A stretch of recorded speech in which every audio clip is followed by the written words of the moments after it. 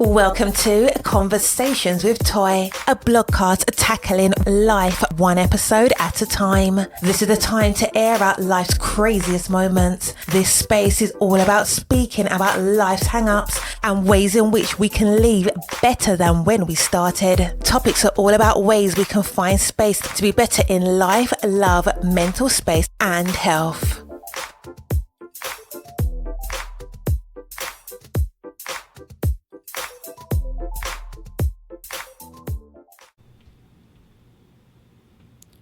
Today's podcast is presented by Podgo. Podgo is the easiest way for you to monetize your podcast, providing podcasters with a flat rate for ad space so you always know how much you get when you include an ad from Podgo.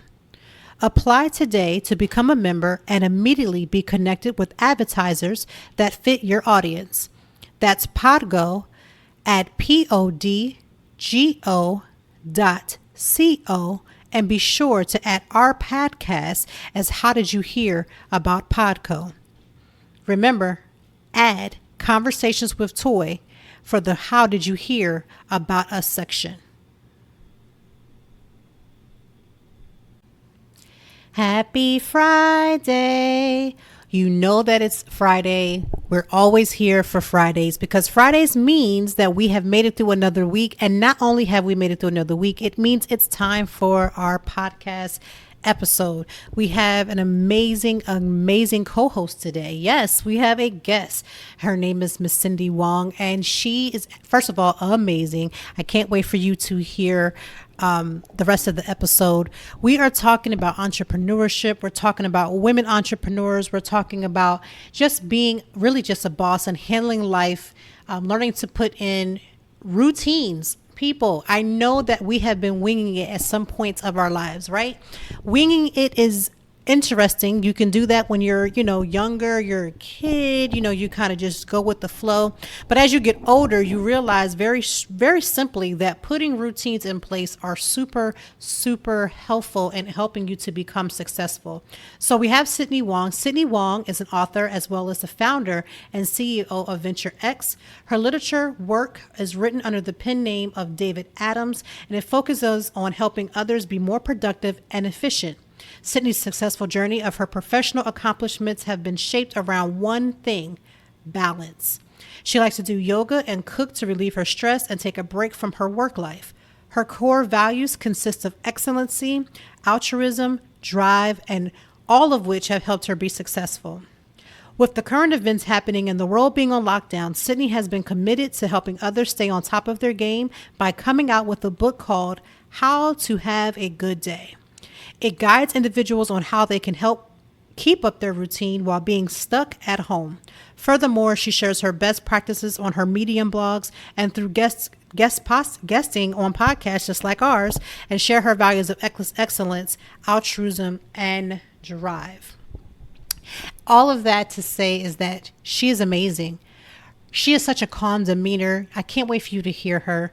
And not only that, I want to be very mindful that we have to learn that when we start surrounding ourselves with people that are coming in with these tips and tools, you better take a hold of that. We are trying to bring you the most excellent podcast that we can. And for my ladies, my women entrepreneurs, my women bosses, not to say that this is not for men, because listen, there's some tea, there's some nuggets of wisdom that anybody can really grab. And you don't necessarily always have to be an entrepreneur, but there's something to be said about women entrepreneurs, because listen, the world is already set up for men to just come in and do their thing. But women, we have a harder fight. That doesn't mean that it's impossible. We do have a harder fight. So I'm so glad that we have Sydney here. I want you to take a listen in on those nuggets. She is dropping them. Get yourself a pen and a paper or replay this episode again. And most importantly, go ahead and grab her book, How to Have a Good Day. I'm going to share that information in the notes so that we can all have a better day. And not only that, why wouldn't we want to be better today than we were yesterday, and be better tomorrow than we were today? So thank you, Sydney. Let's get on with the episode.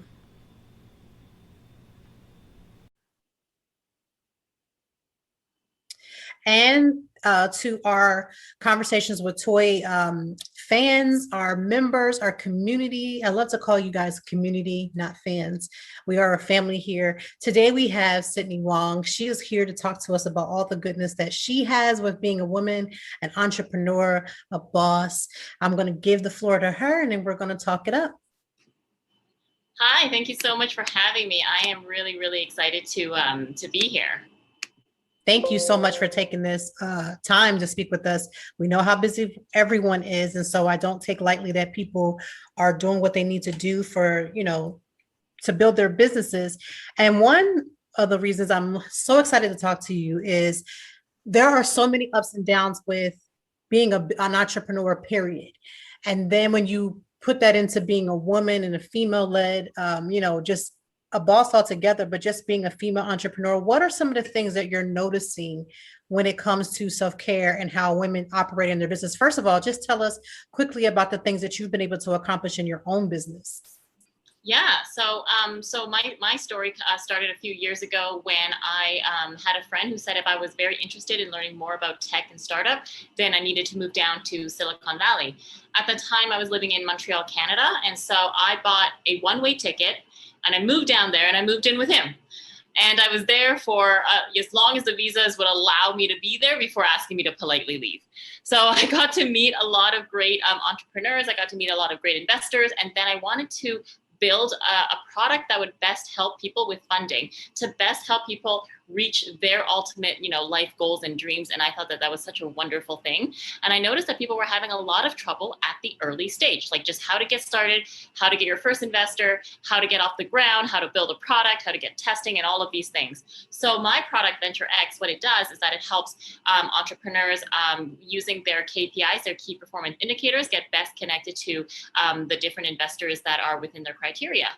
And so then fast forward a few years, I've now started my own angel fund. It's a $10 million fund here in Canada, and we look for American and Canadian entrepreneurs. And then the pandemic hit, right? So it shook every industry to its core. Everything that had small problems became big problems. Everybody had to shift their daily routines, go back to working from home, or just go to working from home for the first time, taking care of their families. And there's just been a lot more pressure when it comes to female entrepreneurs and just women in the household in general. In December of 2020 in the US, 100% of the unemployment were all women. I didn't even know that could possibly be a percentage, which is insane that that's possibly a percentage. And it is. And it's been more affecting women, especially women of color and of a certain class within, North America than anybody else. And even during the times of hire, it's been actually more white males that actually went back into the workplace or went back into entrepreneurship faster than any other demographic. And so what was unequal, what were spaces and what were small problems before, or problems existing in different scales, have now been magnified because of the pandemic. And that's why I really wanted to write this book, How to Have a Good Day, because I saw that there were so many people that were struggling when they made these big shifts in their lives due to no issue of their own, but just due to what was happening in the world and safety reasons, and then had to deal with so much more on their plate than they ever thought was possible. And so my idea was to contribute something to people that they can go back to whenever they need. It's only a 50-page book, so you can go back to it whenever you need for pick-me-ups, or for tips and tricks, and for just getting back onto a new routine that may not be something that you're used to, but maybe something that you can use to bring you resilience now. My biggest question for you is, especially when it comes to female entrepreneurs, and you're talking about, a lot of startups don't always have that support. I had attended a conference and they were talking about how when men go into into a meeting, they have no problems with that ask. They have no problems whatsoever. What do you think is the biggest issue when it comes to women and they want investors, but they're either afraid to either ask, or they're afraid that sometimes they're lowballing themselves because they don't feel like they're going with a number and then they'll bring that number almost by 20,000% or so down. So how should women approach when it comes to even talking to an investor? Like, how should they even approach that? Yeah, so that is a great question. And just like the way that it is in any male dominated industry, investment and entrepreneurship is no different. There are not just issues when you get into the room. There are issues before you get into the room. There are issues after you have gotten to the room. There are actually problems every single step of that process, which makes the number of eligible female entrepreneurs, and eligible is really put in quotations, Right.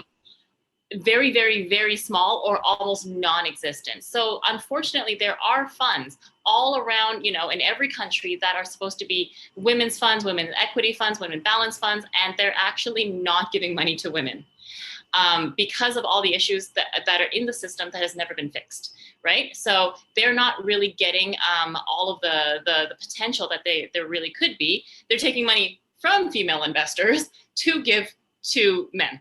And so, and these are called, women's, whichever kinds of funds. And that's kind of absurd. So let's start from the beginning. So what happened when you didn't, go to that networking event, you didn't get invited to the dinner, you didn't get invited to the golf course or wherever it is where you would then know about these opportunities? What is it that you can do, right? So there are definitely a lot of things that you can do, but the truth of the matter is it will take a woman a lot more energy than a man to get to these opportunities in the first place because they're not initially even counted for. And even as an investor, we're not always counted for all the same opportunities as our male investors. And so we do have to fight back. I recently had a conversation with my bigger partner in our angel fund, who is very understanding, of course, that he understands that I am wanting to find more females. I'm wanting to invest in people that actually look like the country that we represent and in the technologies and systems and projects that speak to that, right? And so then when he said, well, why don't you find more French speaking, because it's the area that I live in, projects that we would fund. And I said, well, because they don't actually hit our other 9 criteria. That was the reason. So why can't I take my initiative and find anything that I want, as long as it hits your criteria, whether they be men, women, people of color, or anything like that? And so having to broaden those conversations all the time is an issue. And for people that are not speaking up for those who don't have a voice, there's already an issue there, right? If you can go to as many opportunities as possible, that's fantastic. Show your worth, show up. Showing up is definitely the hardest thing. And then when you are getting the referrals and everything, are you asking for them? Are you actively asking for them? Do they know you're even fundraising, or do they think you're just doing this project on the side? And how big is it? What are you doing? Are you telling people your revenue numbers? Oftentimes, actually, when women pitch to me and they're asking for funding, they don't tell me how much money they've actually made, which is crazy. Because if you don't tell investors how far along your project is, or how much revenue that you've made in the past year, they're going to think the number is 0 because they can't assume any other number, And so, stick to the hard facts, stick to all of these things that generally women are not taught to talk about. We're not taught to talk about our salary, our revenue percentage, our growth, or all of these things, right? But talk about it in a way that that you want someone else to actually know the information and can do something useful to help you. They can have so much want, but without enough proof, they can't really help you push that envelope either, even if they are really big supporters in equality and in this industry, right? And Right. then after the fact, after you get out of the meeting, right? Then what happens? Well, you are compared to other people that have also pitched. But one thing that I have noticed in our industry was that women get asked 3 times the number of questions, pitfall questions, as men to get the same investment, even if they've made 16 times the revenue. And then this is just actually from the past year, like the examples that I've seen and the ones that I'm thinking about. And this does happen everywhere, right? So the most outrageous evaluation that I think we've seen, or that's been asked of me, was $37 million for seed round. The average is like $2 million. So $37 million at pre-revenue. That means they don't have any revenue. They have 0 revenue. And, these men are telling me this is actually a very conservative number. I'm like, well, good luck with that. Yeah, good luck with that. But they don't at all think that anything is wrong because everyone around them has told them good job. right? And so they have that confidence to be like, we are definitely worth this much. We have done nothing, but this is what you should give me, and this is what we are worth. And just so you know, we're giving you a good deal. And it's like, you don't have to present yourself that way as a woman, but you do have to understand what other people are asking for, what they're looking for, and what your competition is kind of like, right? Because it's always a numbers game. There are almost unlimited opportunities for funding, but each fund has a limited cap to begin with. So you kind of have to see everything that way as well. So you gotta so you gotta have to see how you can then navigate through each of these steps and understand each of these obstacles to see, okay, where are my strengths and weaknesses? Who's my support system? How do I get to a yes? And, why are they asking me these kinds of things? How am I navigating it? And all of these things. And there are some who will look at someone and never say yes when they walk into the room. And there isn't a lot that I think anybody can do about it. It sucks. But they may never say, that doesn't feel like that's the person I want to invest in. That doesn't feel like a president. That doesn't feel like my next leader. That doesn't feel like a CEO, right? And so then people like me who have certain kinds of influences can then ask them, okay, well, can you explain to me what that means and why? So it's these kinds of things that provide it on both sides. I've been encouraging people, we've talked about this on the podcast, about people who they struggle with the whole showing up. When you said showing up, it's like a green light, because you're not going to be able to get anything by not even speaking up for yourself. You have to be able to put that fear aside and really speak up for yourself. When I first started off my blog, I was like, I didn't want to put myself out there. And it's like, if you don't put yourself out, if you never take that chance, you'll never really be able to touch the potential of where you want to be. And I think that's one of the biggest things that people in general, but then you add in women, are just afraid to take that leap because they're afraid of no's. I think early on in my, when I transitioned from being in the corporate world to stay-at-home mom and then back into, the blog, it was easier for me to jump because I had heard so many no's before. When I had this, this work gap because of me being at home, it's one of the first things that people count me out for. But I learned to turn that around, because at the end of the day, I'm still able to, I probably can handle a lot more than people can in the regular office who don't have children can handle, because I'm used to having 20 million things drop. And so that's what I would go into the door with. Like, even if you're going to tell me no, this is why, if you're telling me no, this is going to be on you, because at the end of the day, this is the type of skill sets that I'm coming in the door with. But a lot of people don't turn that thought process around to do that.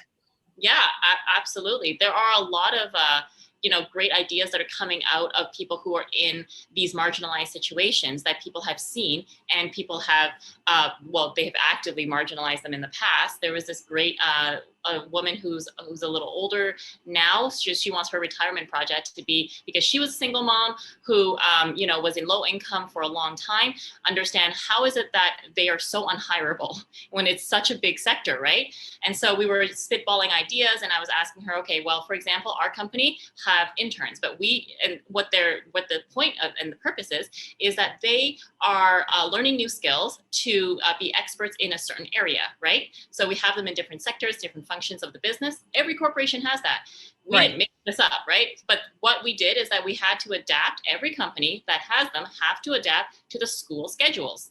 So what does your school schedule look like? Well, they're available from May to August for this many hours. This is what is normally done. And this is how other companies are doing it. But they don't have that for people that are trying to switch careers, right? Right. So why don't you have that? What kind of adjustments do you need? What kind of childcare do you need? What kind of flexibility do you need that are, an intern that is always adjusted for the specific 19-year-old you have in mind versus, someone who is in their 30s, 40s, or 50s.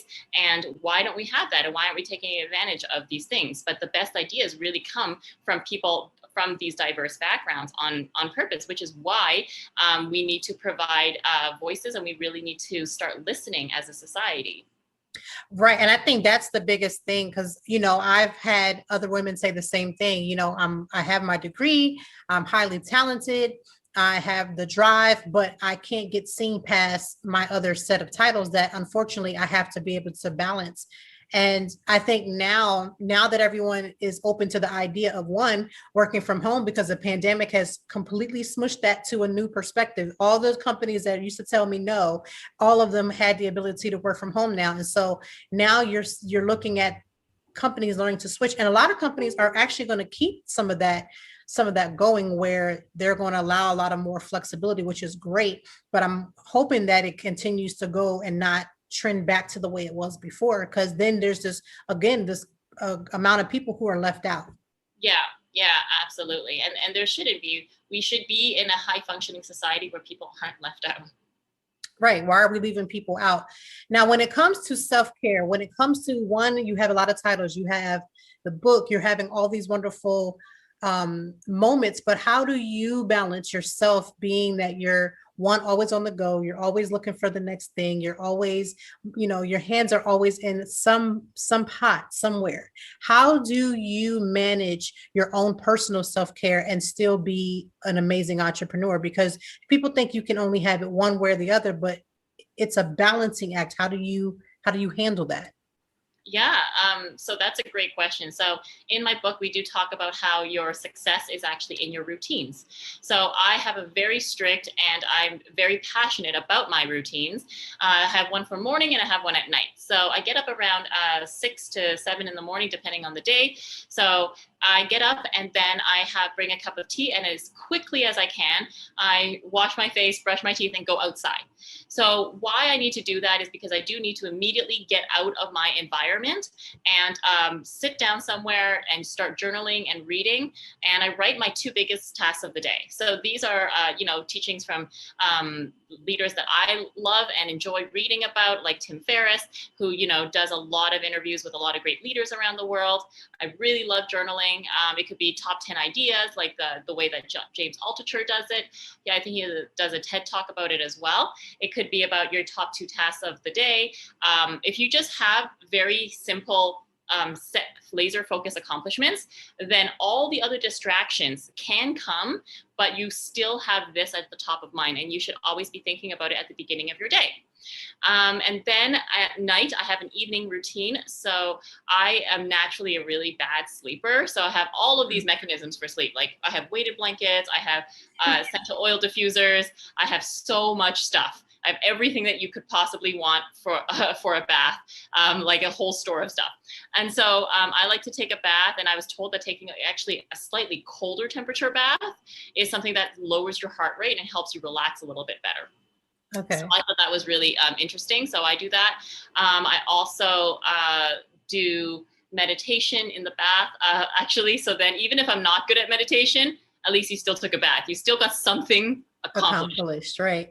And you and I are one and the same when it comes to those gadgets. I have like the blue light, I got the sleep thing going on, I got sound going on. I do have the weighted blanket. I've had the weighted blanket for about a little over a year, and I have to have it. Like exactly. Now you can't like not have it, and also like you're getting stronger every night too. So yeah, because that thing is heavy.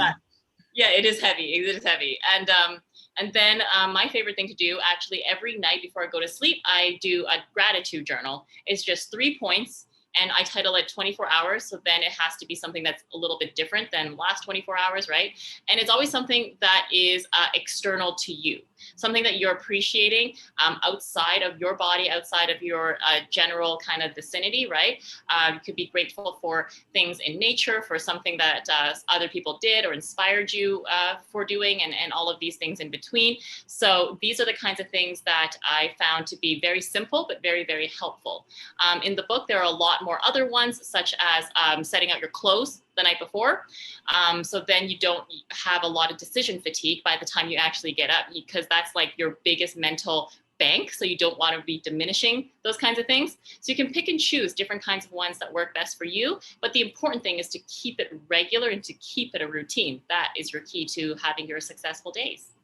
What do you say to someone who is not necessarily a person of routines, although they should? I even as busy as my life is, and it can change and vary every single day, I'm very much a routine person. And I definitely have a journal, my gratitude journal. I'm doing one for the whole year. And so what is your your push for someone who says to you, well, I'm not really a person of routine. So how do they get past setting up some small things that can get them to possibly a routine? Yeah, I mean, everyone has different schedules. There are some people that, of course, even had to travel for like 30, 40% of the year, right?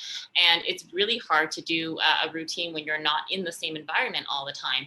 So, one of the things that I've learned is that to actually package some things, such as if you are at home, you have a full size toothpaste, right? Because you're at home. And then when you travel, you probably have a smaller one. So it's things like that that you can bring with you, such as your sleeping mask, such as a small journal, it could be a tiny journal, it could be even a post-it note.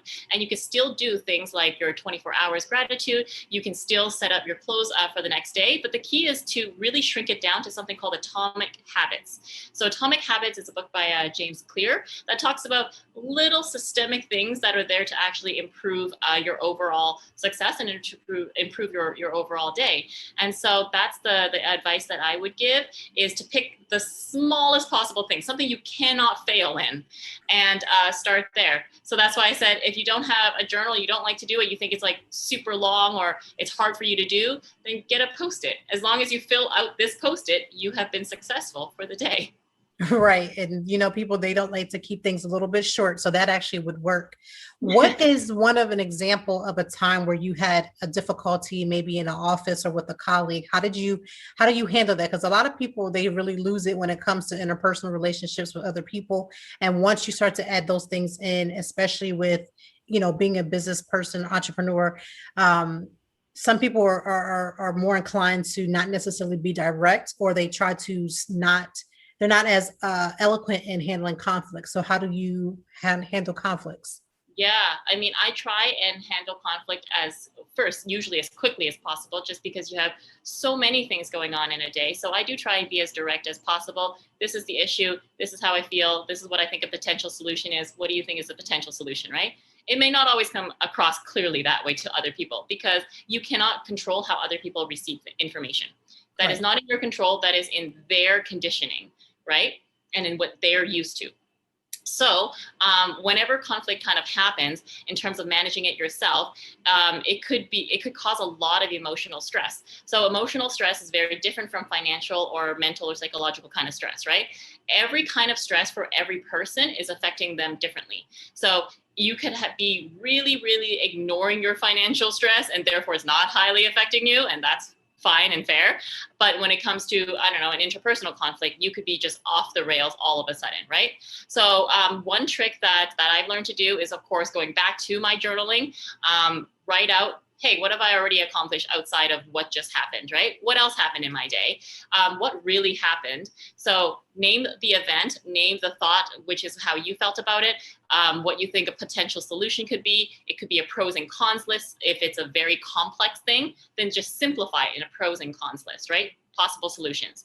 And if all else, you still need to go and vent somewhere, then go out away from your environment. So if you're in an office, like, go outside, or go into an empty conference room, wherever you may be, and write it out like you are writing a movie, but the character is not you. So what that means is that you are actually writing this as though you are doing it like a movie script, right?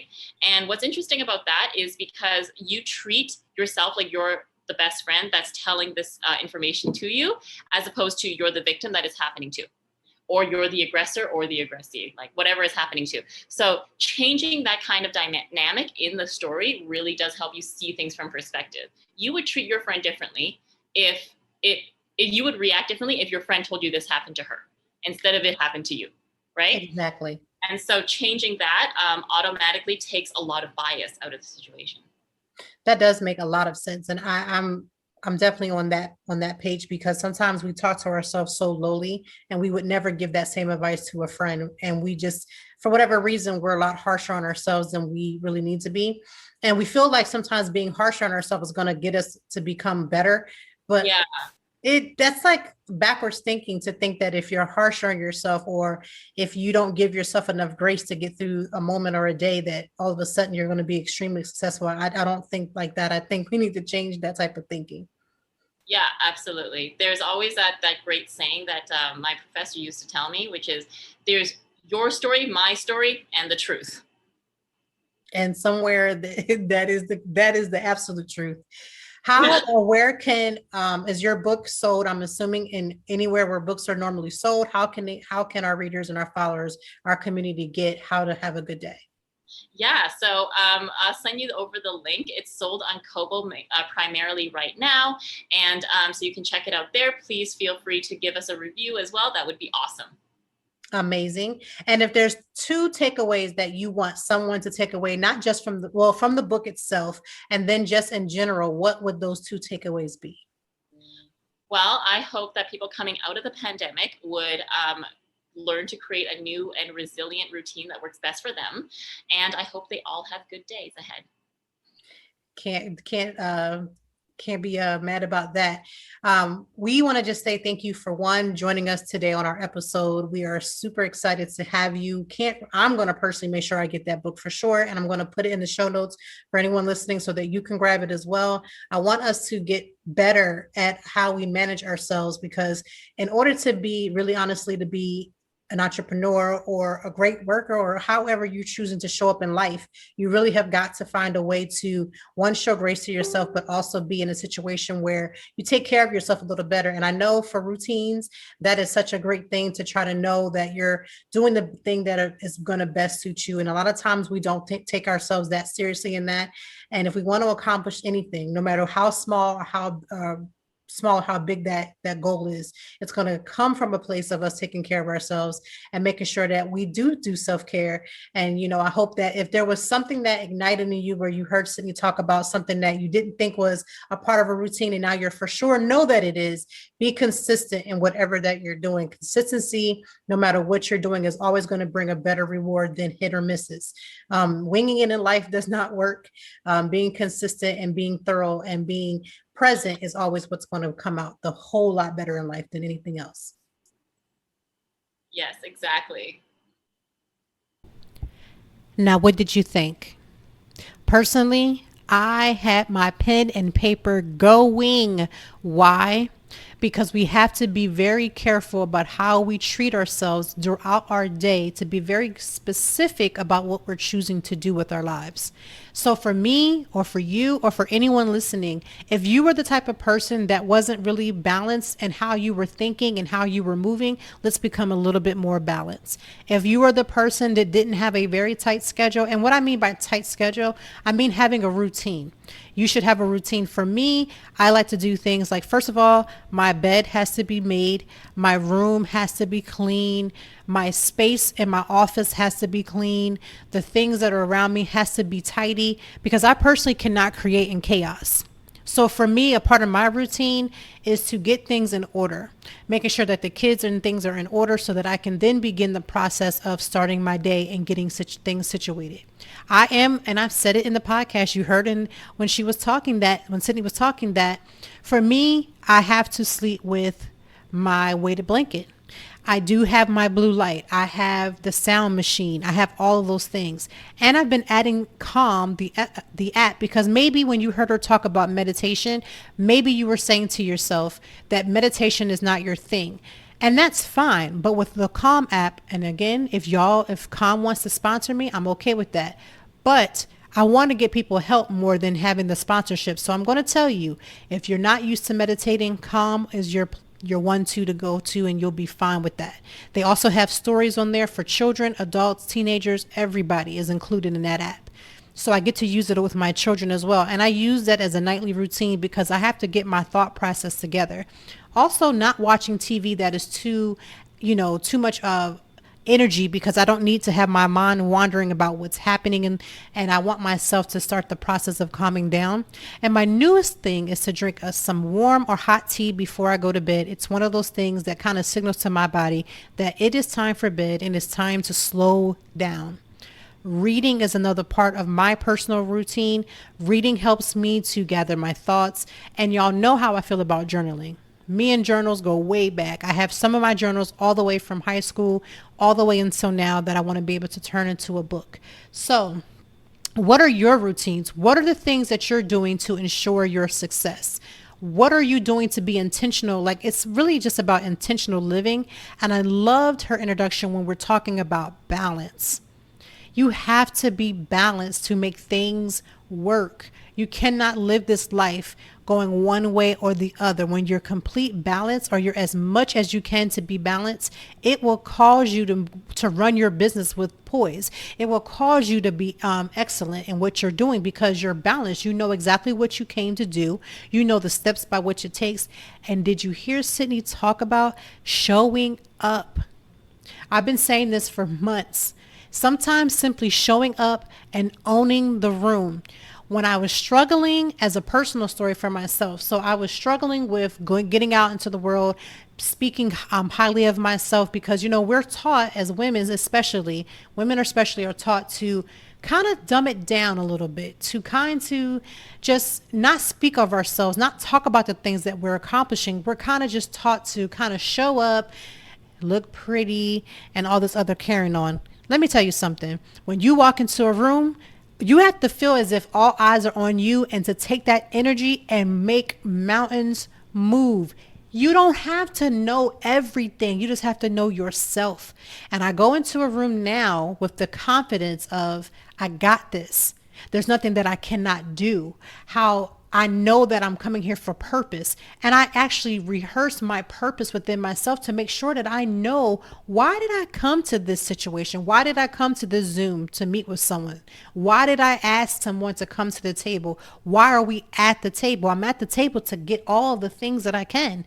And then very specifically, why I need to be there. So Sydney dropped a lot of those messages if you didn't hear it. But go into a room and own it. Don't shrivel yourself down to make somebody else happy. Come in a room and own that. So be very clear. Showing up is important. I want us to thrive. I want us to be successful, but we have to have certain tools in our toolbox. Sydney dropped several tools in your toolbox. She showed us women how to come in and speak about what we're making. Why are we so in tune to keep all of this information to ourselves? You never know who's in a room. I walked into a room one time, didn't even know who was there. I was kind of like trying to research and figure out who was in the room at the time. But my gravitation didn't go towards where everybody else was looking. My gravitation said, I want to know who the president, who the CEO, who are the movers and the shakers of that company. And I want to put myself in front of them because I want them to know I am here. I am here. I have purpose. This is my desire. This is my goal. And I want to know how you can help me to get to this goal.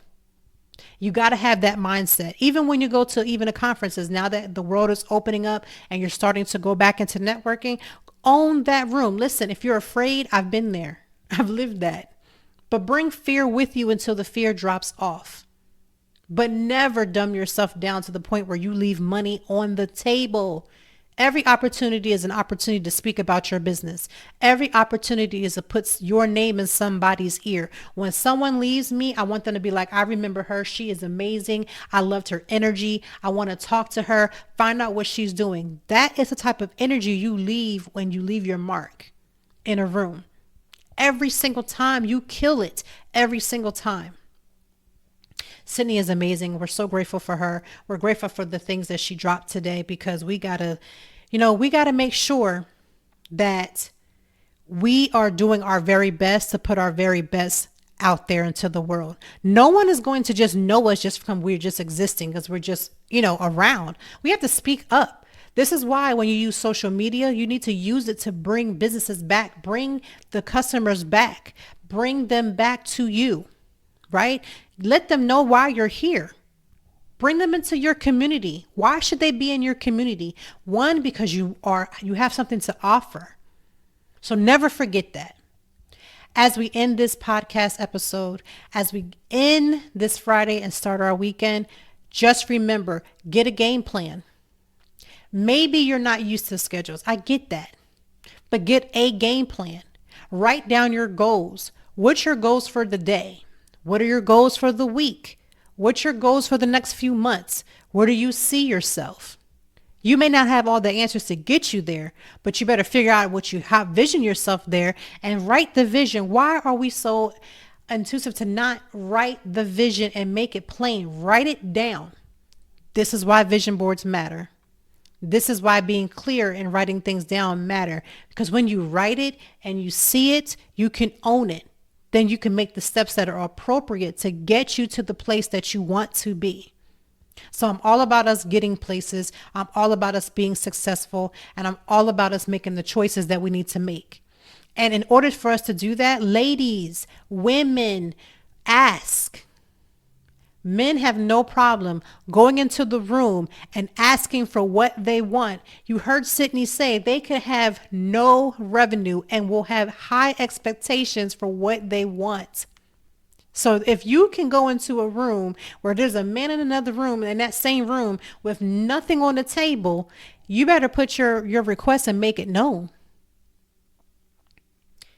I'm so grateful for Sydney, and I'm also grateful for you, because if you're listening to this, I know you're getting empowered. I know you're like, let me get my life together. Let me write this down. Let me get focused. Let me get my ass together. And I didn't say ass, A-S-S, ask. Get your ask together, because you want to be able to know what it is that you want when you occupy space, when you're in a meeting with someone, when you're coming to the table. So I want us to do better on that. I want us to get ourselves together. We want to be women of excellency. And for men, we want to be excellent as well. Excellence is amazing. When you know who you are and you come into a space and you're just like, listen, I came here to be here to do this thing. I came with this intentions. My intentions are A, B, and C. Never forget that. Be clear. I want you to have an amazing day. It's Friday, right? You've earned it. You've worked hard. And if you felt like you didn't do as much as you needed to do, you weren't as focused, don't worry about that. Change that up. What can you do for next week to become more focused? What can you do for the weekend to be more focused? And make sure y'all do y'all self-care, people. Self-care matters. It's not just self-care Sundays. It's self-care every day.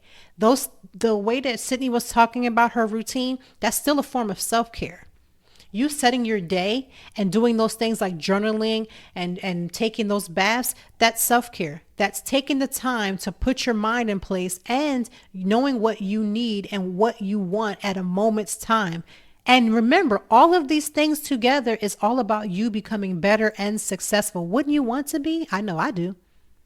So have a good day. Have an amazing weekend. We will be back next Friday as always. And I hope that you, again, get focused. If you don't have a journal, go ahead down there and get you one. Go to a Target, a Walmart, a dollar store. It doesn't have to be expensive. Go ahead and get you a journal. If you want a gratitude book, you can take a regular book and start writing down your gratitude. You don't have to spend a lot of money. Or you can go and get an actual book that's dedicated for gratitude. I have a book. I got it from Five Below. It's a year's worth of gratitude. You write down what you're grateful for, and you get to see over a year's time or over a day's time, over a week's time, the things that you were grateful for. Let me tell you something about gratitude. Gratitude can pull you from the most horrible place. Like if you're mentally not at a good place, just writing some things that you're grateful for will change your perspective. So make sure that if you want these types of things, go ahead and grab them. Don't spend a lot of money. It doesn't take a lot of money, but it does take you being able to set aside and completing your goals and being intentional, being a person about self-care, knowing what it is that you need and making sure that you're not afraid to get them, and then showing up for yourself and doing and making sure that you're getting what you're asking for by being dynamic and coming into a room with all power that you already have and being your bomb self. So thank you, Sydney. I speak blessings to you. Let's go ahead and grab that book, How to Have a Good Day. Again, that book will be in the show notes. So let's go ahead and grab that. Let's have a good day today and every single day. And I will see you again next Friday.